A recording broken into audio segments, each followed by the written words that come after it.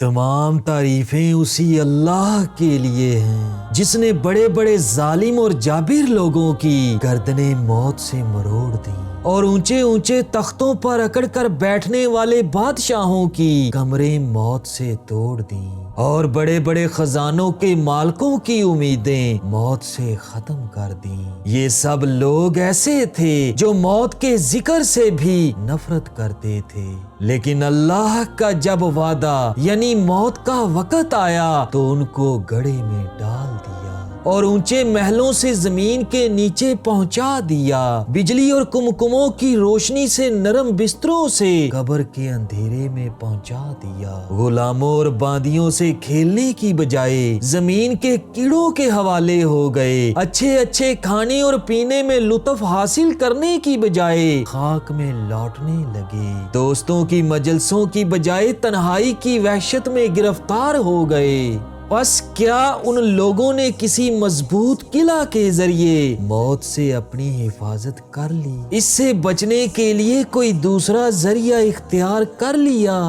بس وہ ذات پاک ہے جس کے قہر اور غلبہ میں کوئی دوسرا شریک نہیں اور ہمیشہ رہنے کے لیے صرف اسی کی تنہا ذات ہے، کوئی اس کا مثل نہیں۔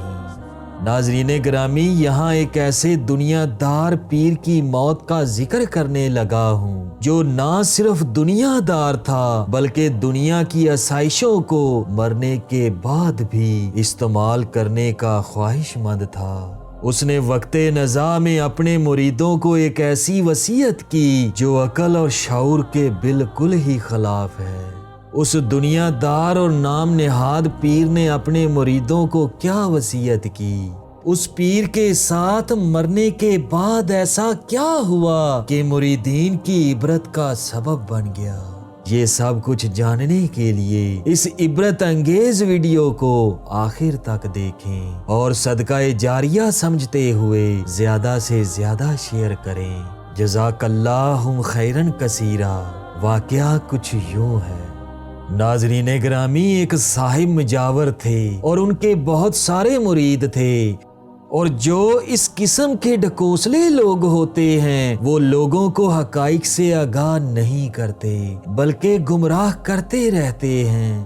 تو ان صاحب نے اپنے مریدوں کو یوں گمراہ کر رکھا تھا کہ میں کبھی نہیں مروں گا، ہاں تھوڑی دیر کے لیے مجھے موت آئے گی، یعنی ظاہری موت، لیکن جب مجھے آپ لوگ قبر میں دفنا دیں گے تو پھر میری وہاں زندگی شروع ہو جائے گی۔ اور اس کے ساتھ اس پیر نے یہ بھی کہا کہ جب میں مر جاؤں گا تو 40 دن کے بعد پھر واپس آؤں گا۔ تو ان کے مریدین نے کہا کہ حضرت، آپ کے لیے جو قبر شریف بنے گی وہ کیسی بننی چاہیے؟ تو اس نام نہاد پیر نے کہا کہ اس میں نقش و نگار والی اینٹیں لگاؤ اور یوں یوں اس کی سجاوٹ کرو اور اسے زیب و زینت کرو، اور اس کے ساتھ ساتھ اس میں ایک اے سی بھی لگاؤ تاکہ مجھے قبر میں کوئی پریشانی نہ ہو۔ مریدین نے کہا کہ جیسا آپ کا حکم، ہم اسی طرح قبر کو تیار کریں گے۔ چنانچہ وہ پیر ابھی زندہ ہی تھے تو ان کی زندگی ہی میں ان کی قبر تیار کر لی گئی، سارے انتظامات کر دیے گئے اور ایک عالی شان قبر تیار ہو گئی۔ ایئر کنڈیشنڈ کو چلانے کے لیے بجلی کا بندوبست کر دیا گیا۔ ناظرین گرامی، یہاں ایک نقطہ قابل غور ہے کہ دیکھیے کہ اس پیر کے مریدین کس قدر پکے تھے۔ اگرچہ شیخ کچا تھا، عام طور پر ایسا دیکھنے میں آیا کہ سچے پیروں کے مرید بڑے کچے ہوتے ہیں اور کچے پیروں کے مرید بڑے پکے ہوتے ہیں۔ اس میں اللہ تبارک و تعالیٰ کا کیا راز ہے، یہ وہی ذات بابرکات جانتی ہے۔ اس کے بعد وہ وقت بھی آ گیا کہ جب اس پیر کی وفات ہو جاتی ہے، اس کو نہلایا گیا، دہلایا گیا اور جنازہ پڑھنے کے بعد دفن کر دیا گیا۔ دفن کرنے کے فوراً بعد ہی ایئر کنڈیشنر کو چالو کر دیا گیا تاکہ اندر حضرت کو ٹھنڈی ٹھنڈی ہوا لگے۔ اس کے بعد انتظار شروع ہو گیا کہ حضرت جی کب تشریف لائیں گے، اور 40 دن کے ختم ہونے کا انتظار کیا جانے لگا۔ جب 40 دن کی مدت پوری ہو گئی تو مریدین نے آپس میں مشورہ کیا کہ پیر صاحب نے 40 دن میں واپس آنے کا وعدہ کیا تھا، اب 40 دن ہو چکے ہیں لیکن ابھی تک پیر صاحب نہیں آئے، کیا بات ہے، ذرا خبر تو لیں۔ مشورہ کیا گیا اور قبر کو کھولنے کی بات تجویز کی گئی۔ پیر صاحب کی وہ قبر ایسی بنائی گئی تھی کہ قبر کے اوپر ایک دروازہ بنایا گیا تھا تاکہ آسانی سے کھولا جا سکے۔